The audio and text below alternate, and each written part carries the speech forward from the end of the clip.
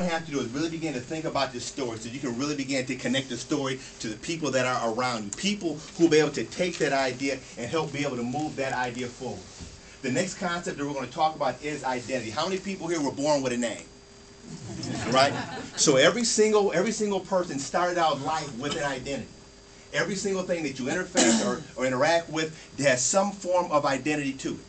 Now, you can make a decision on choosing to live life by default, or you can kind of direct and kind of channel how people interact and engage with you, but it's going to be up to you. So we're going to talk a few points today about creating this identity.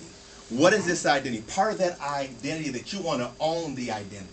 So that means that there's a legal component to that. That means having trademarks. There's a legal aspect of that.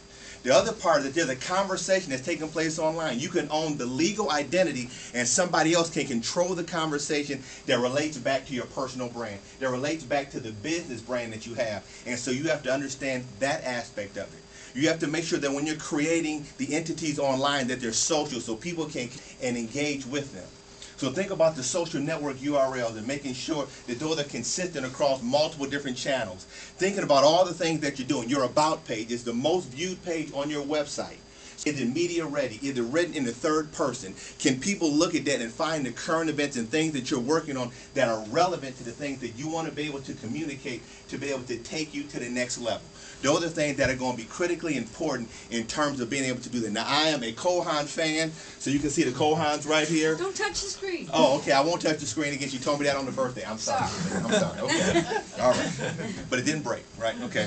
So we're going to talk about three things that relate back to brand. Now, when you think about real estate, what is the most talked about phrase? Location, location, location. All right. So I'm gonna slightly change your paradigm. And we're going to talk about this. Think about this. You need to own mental real estate. So that means that in the mind of your end customer, you become the only solution that they think about. The first thing that comes to their mind when they need to interact with you, with the product or the service or the things that you have to offer. The next thing that we're going to talk about is digital real estate. You have to be searchable online. People need to be able to easily find you. I know that you're doing great things, but people are not going to work that hard to be able to find you. They're really not. Every year when I get to Yellow Pages, what do? I get to Yellow Pages and I meet artists, right? The reason why, because everything that I need to find is right here on my phone. I can connect to the world from my pocket. And so when I'm looking for people, looking for information, I'm looking to find out, are they online and what information do they have so I can connect with them? So you have to think about that when you're positioning yourself in terms of how people are going to be able to identify with you. The next thing is geographical real estate. You want to position yourself so that in your own local market, that when people are looking to find subject matter experts or people who have deep domain knowledge, you become the person that when the media needs to have somebody, they first of all think about you. One of the things that I did locally back in Detroit is that I did an article, I did a blog post on the news anchors, and it was about listing out their Twitter accounts. Now, the reason that I wrote this article was not to market them. I wanted them to know who I was. So I did an article on them, and I tweeted about them, and all of them began to connect with me, and I got on TV because I talked about them.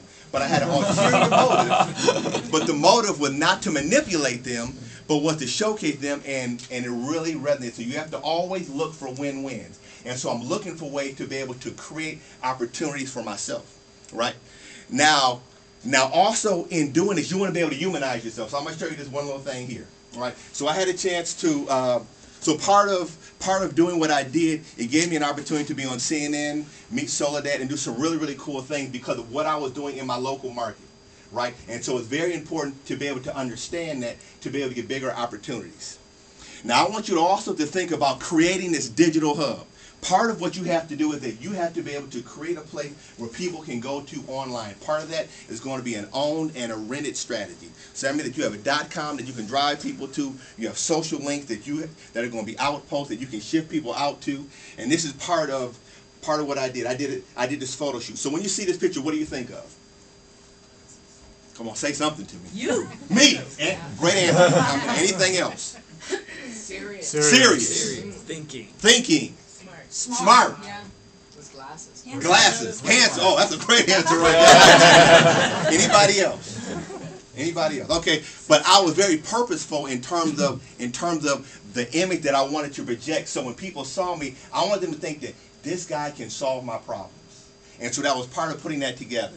Now, this part of the brand is that you have to be able to have fun with what you're doing and be able to humanize yourself. So I was in D.C. I saw D. Wade, and I said he is one of my favorite players. So I said, let me try to get a picture.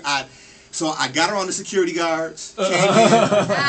I had a friend who had, I got about 30 seconds left. I had a friend who had an iPhone, and he knew how to take pictures. I gave him the picture.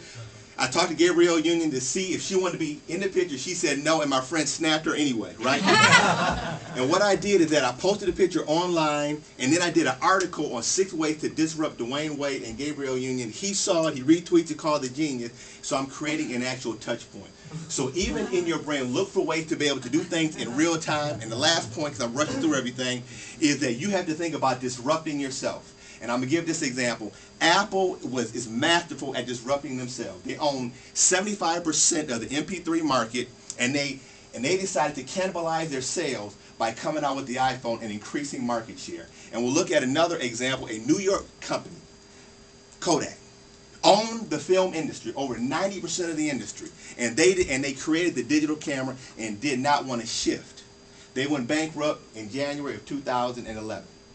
So it's the tale of two companies who own their industry. So you have what you're doing today is probably not what you're going to be doing 4 to 5 years down the road. So you have to think about disrupting yourself.